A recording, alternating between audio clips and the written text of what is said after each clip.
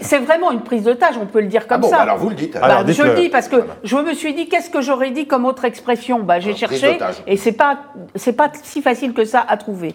Ce que je voulais vous dire, c'est que j'ai été prof 25 ans en terminale et j'ai corrigé des copies de bac pendant 20 ans. Je n'ai pas fait peut-être les 5 premières années.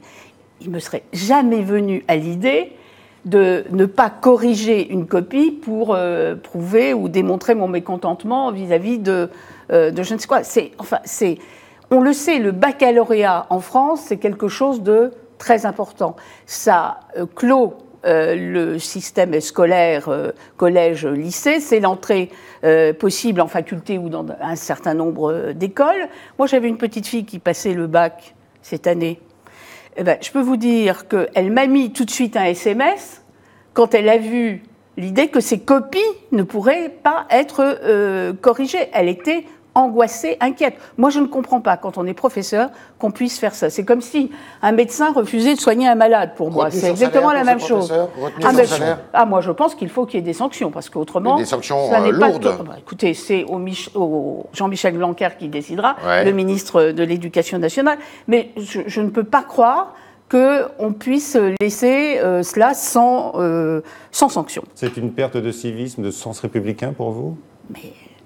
Oui, les hussards de la République, vous savez, comme on appelait les instituteurs, mais qu'on appelle d'ailleurs professeurs des écoles maintenant. Donc, l'enseignement, c'est du régalien au sens pur du terme, et c'est la République. Et on parle toujours de l'ascenseur social, que l'école, c'est encore ce qui permet l'ascenseur social, et j'en suis convaincue. Eh bien, il est évident que c'est une faute. Pour moi, c'est une faute. Est-ce que vous versez une larme sur la disparition du baccalauréat? Parce que maintenant, ça va être du contrôle continu en grande partie.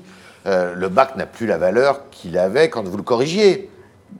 Oui, c'est-à-dire... Vous le regrettez? C'était pas avant-guerre, quand même, que je corrigeais le bac. J'ai pas dit ça. Mais je pense que le bac évolue. Il y a une réforme, d'ailleurs, à partir de maintenant, ceux qui entrent dans... Mais qui fait la part belle au contrôle continu. Vous le regrettez? Non, je trouve que c'est normal et qu'il est, mais c'est pas les règles du jeu qui sont en cause.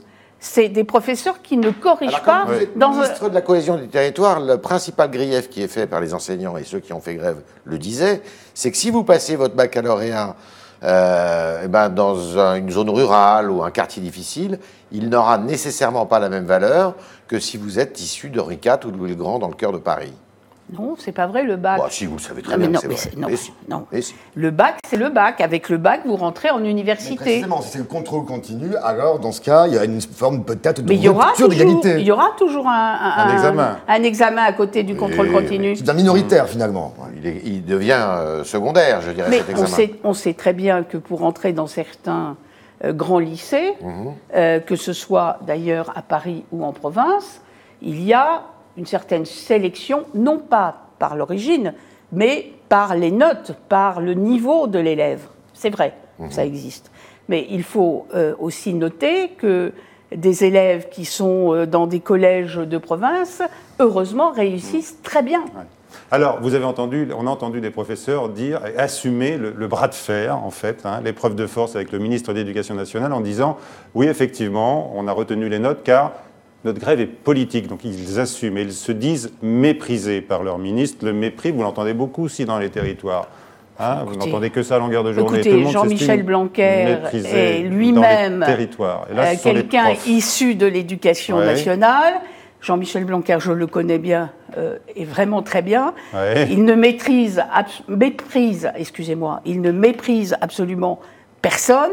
Et je trouve ça quand même incroyable de dire cela du ministre de l'Éducation nationale. Et ce qui me semble d'autant plus incroyable aussi, c'est que les mêmes disent ou accusent que le bac n'aura pas de valeur. C'est eux qui ont créé, au fond, le trouble en ne corrigeant pas les copies.